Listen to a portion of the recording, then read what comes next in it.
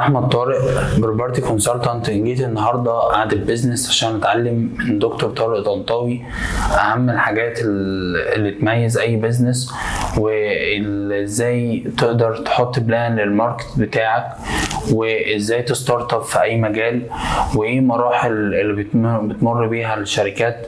بجد اتعلمت منه كتير. هو على حد علمي ان هو بيزنس كونسلتانت في دبي وفي مصر. اتعلمت منه كتير جدا النهارده، وكانت افاده قويه جدا، كانت اضافه كبيره ليا.